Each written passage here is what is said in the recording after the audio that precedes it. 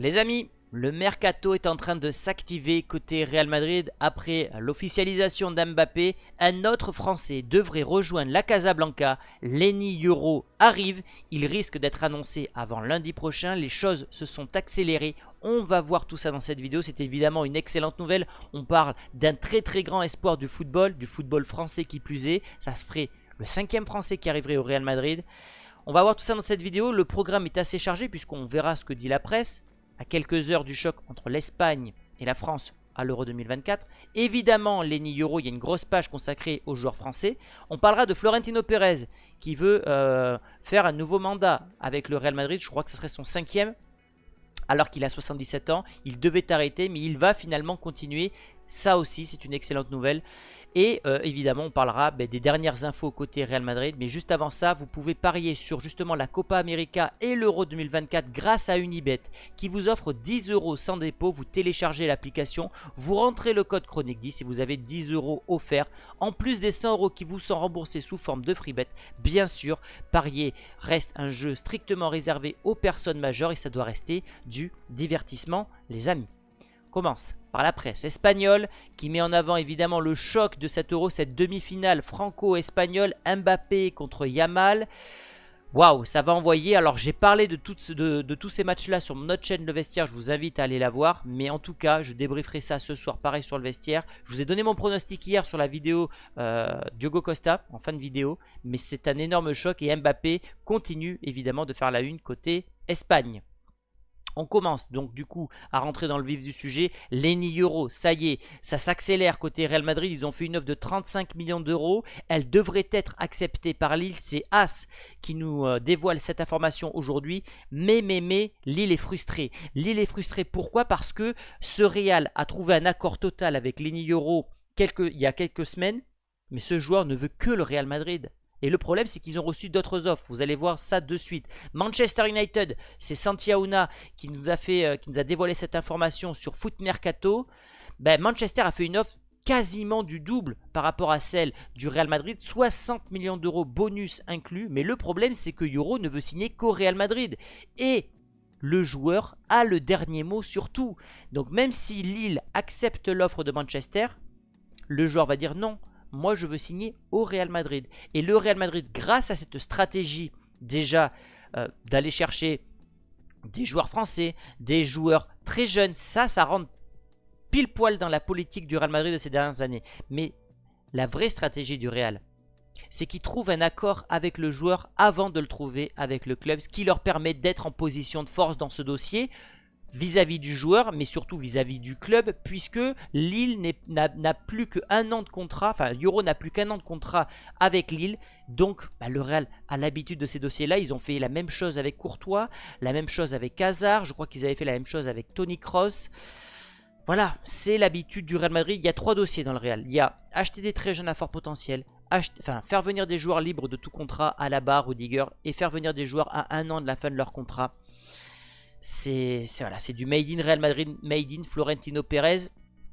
Et donc d'après As, Yoro devrait signer au Real Madrid avant lundi prochain.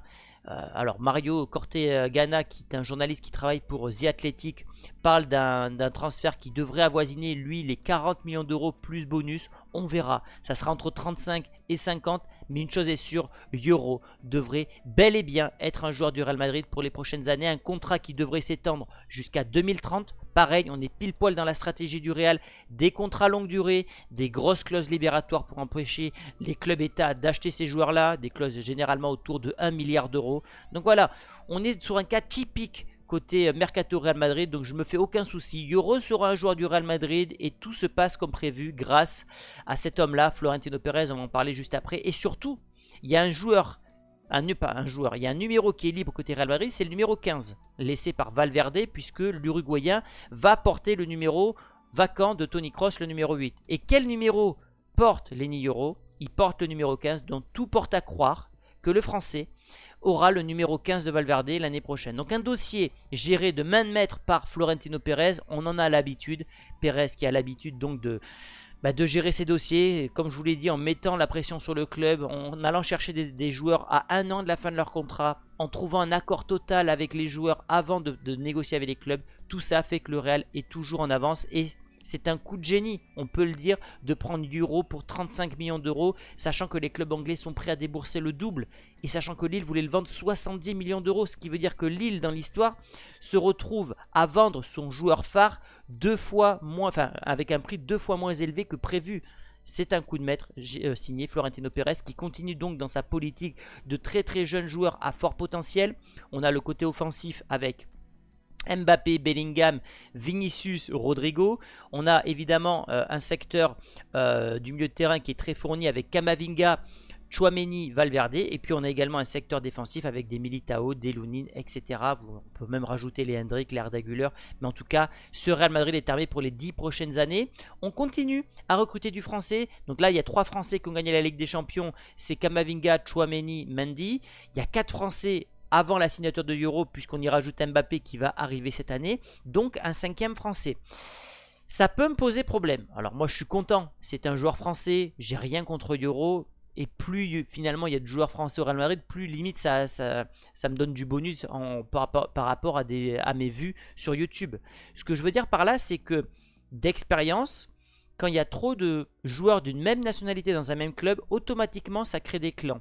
Il y a eu un moment des Brésiliens à Madrid, il y a eu des Espagnols dans d'autres clubs, etc. Je ne suis pas sûr que ce soit une excellente nouvelle et c'est peut-être d'ailleurs la seule erreur que fera Florentino Pérez, c'est de recruter beaucoup de Français. Mais force est de constater que la meilleure nation depuis ces dernières années, alors il y a l'Argentine qui va peut-être gagner un 3e trophée consécutif, mais c'est aussi la France qui depuis 10 ans est un peu le Real Madrid des nations en allant quasiment toujours en finale. Donc ça veut dire que la France a aussi les meilleurs joueurs, donc le Real va les recruter puisque le Real a toujours pour but d'acheter les meilleurs joueurs. Mais attention au clan qui peut se former côté Real Madrid. On parle de Florentino Pérez car il va se représenter et il aura 0 adversaire. Il en a eu 0 en 2013, il en a eu 0 en 2017, 0 en 2021 parce que ce mec est absolument trop fort et les adversaires ne veulent pas perdre de temps, d'argent, puisque le temps c'est de l'argent, pour aller affronter Florentino Pérez qui est absolument intouchable. Ce mec-là est absolument intouchable à Madrid, donc il voudrait faire un nouveau mandat, brider un nouveau mandat du côté de Madrid. On sait qu'il a 77 ans.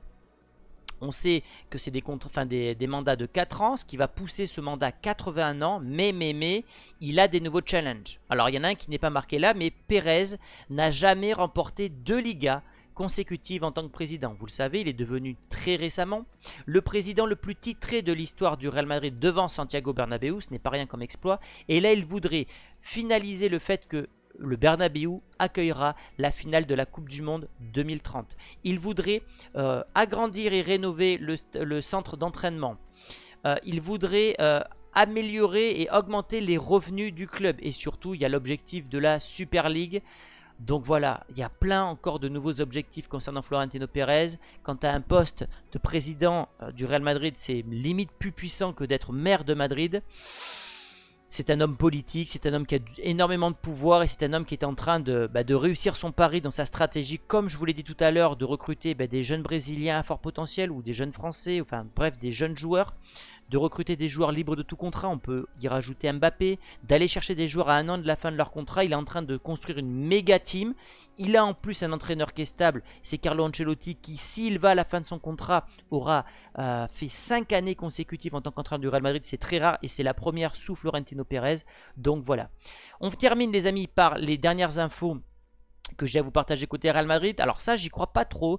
C'est The Mirror ce matin qui nous partage le fait que le Real serait prêt à débourser 80 millions pour signer William Saliba. Alors William Saliba, bon, on le connaît tous, c'est le joueur d'Arsenal qui a joué toutes les minutes de jeu l'an passé. C'est d'ailleurs le premier joueur de l'histoire d'Arsenal à jouer de la première à la 38e journée et absolument toutes les minutes de jeu. Mais en plus de ça, c'est un joueur qui a été très performant avec les Gunners, qui est peut-être le meilleur défenseur de cet Euro. En tout cas, je le trouve vraiment impressionnant. Et j'ai du mal à imaginer ce Real dans sa programmation sportive de recruter 2 défenseurs lors d'un même mercato. Ça ne ressemble pas au Real. Ils sont déjà sur les Euro. Il y a déjà Rudiger. Il y a déjà Alaba. Il y a déjà Militao. J'ai pas envie, enfin c'est pas que j'ai pas envie d'y croire, c'est que je n'y crois pas. Voilà, je vous donne mon avis. L'info a été partagée ce matin, donc je suis obligé de vous en parler, mais je n'y crois pas trop. Une info qui est très intéressante, puisqu'on associe souvent le Real aux arbitres. Depuis que la VAR est en vigueur, le Real est le club espagnol à avoir remporté le plus de trophées, 12. À titre de comparaison, le Barça n'en a remporté que 5. Alors on nous disait avant que les arbitres étaient pour le Real Madrid, mais maintenant qu'il y a la justice de la VAR, le Real gagne toujours autant. Donc il n'y a pas d'aide de l'arbitre, il n'y a pas d'aide de la VAR. Alors oui, les grands clubs européens ont toujours, pas un appui, mais ont toujours ce léger avantage. Mais résumer les dernières victoires du Real Madrid à de l'aide de la VAR, à l'aide de l'arbitre, à toutes les aides que vous voulez, c'est juste se mettre un doigt dans l'œil. Le Real est au-dessus dans sa stratégie globale, a aussi l'expérience de la Ligue des Champions qui lui fait, pas croire, mais qui lui fait croire que ils sont toujours les meilleurs et ils y croient jusqu'au bout, à l'image de Joselu qui met ce doublé dans la dernière minute contre le Bayern. Donc ce Real reste au sommet. On termine cette vidéo par le dossier Lunin. On en a parlé hier dans la vidéo Diogo Costa. Lunin ne voudrait plus prolonger. C'est ce qui est annoncé aujourd'hui par le média Relevo. L'entourage de Lunin le pousse à quitter le Real Madrid. Et quand ton entourage commence à te planter la graine dans le cerveau, ce n'est jamais bon signe. Donc tout porte à croire que Lunin va quitter le Real Madrid. Il faudra donc trouver un remplaçant. Hier, on a parlé de Diogo Costa. Ça pourrait être très bien Kepa. Kepa prêté par Chelsea. Il devait repartir en Angleterre. Est-ce que le Real ne va pas se le refaire prêter une année supplémentaire ou carrément l'acheter pour devenir la doublure? Affaire à suivre, mais en tout cas, Lunin qui pourrait prendre la direction d'Arsenal, qui serait visiblement intéressé par le profil de l'Ukrainien. Voilà ce que j'avais à vous dire les amis aujourd'hui. Donc l'Euro qui signe ou qui va signer, ça reste une excellente nouvelle. Au moment où je tourne la vidéo, on parle quasiment d'un accord total. Donc peut-être que l'accord total est tombé pendant mon tournage. Mais voilà, c'est une nouvelle recrue qui va arriver. Évidemment, dans la hiérarchie des défenseurs, il sera 4e. À mes yeux, Militao, Rudiger seront titulaires. Alaba, Euro seront remplaçants. Mais quand on sait que le Real va jouer 7 compétitions, cette compétition, c'est une première dans l'histoire du foot. Il faut avoir un effectif pléthorique et de qualité. Et tu prépares peut-être déjà l'après Alaba. On avait parlé de Calafiori, mais visiblement l'Italien se dirige du côté d'Arsenal. Voilà, donc un mercato qui pour l'instant voit Hendrick, Mbappé, Euro arrivé, 3 joueurs de moins de 26 ans. Donc on continue dans la politique du Real Madrid d'aller chercher des jeunes joueurs à très fort potentiel. Voilà les amis pour la vidéo du jour. N'hésitez pas à me donner votre avis sur Lenny Yoro. Est-ce que pour vous c'est une recrue parfaite? Qu'est-ce que vous pensez du joueur? Et est-ce qu'il a pour vous moyen d'être titulaire pour la saison prochaine? Dites-moi tout ça dans les commentaires. Et nous on se retrouve demain pour une nouvelle vidéo sur l'actualité du Real Madrid. Merci à tous pour votre fidélité et je vous dis à très vite. Ciao les amis.